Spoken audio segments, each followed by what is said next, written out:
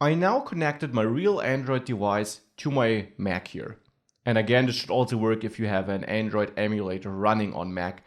Make sure you have developer mode enabled as described in the last lecture in this article.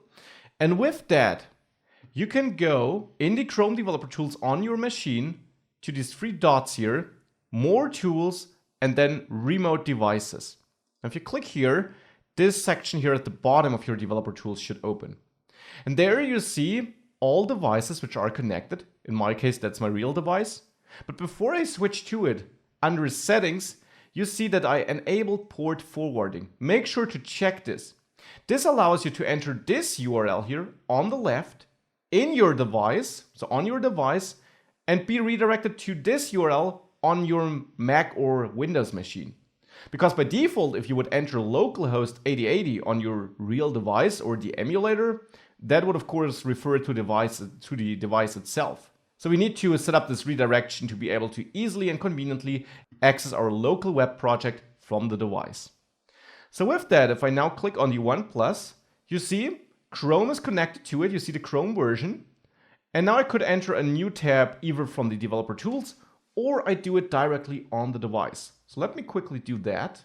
Here we go. You see I opened PWAgram on my device and now I can click inspect here.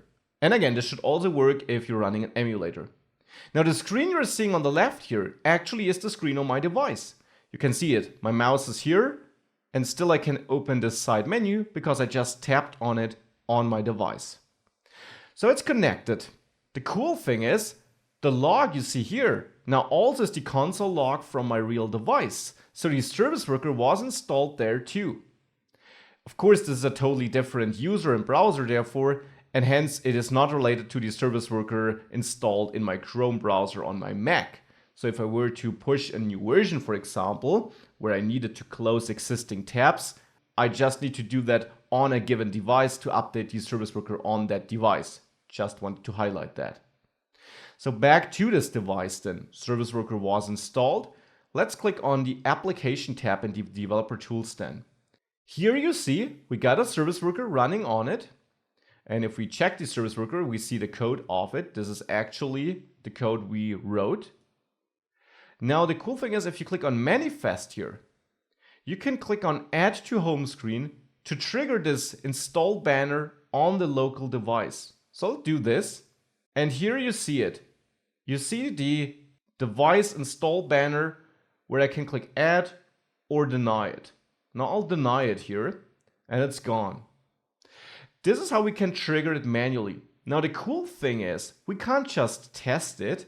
This proves that we fulfill all criteria to show this to a real user too. Of course, not upon a press of the button, but once he visited the page a second time after 5 minutes. Now the best thing is you can even control when this banner is shown. The earliest possible point of time is if all the criteria here are met, when the user visits the page for the second time after at least 5 minutes. However, sometimes you don't want to show the banner at this point of time. Why? Let's have a look at this in the next lecture.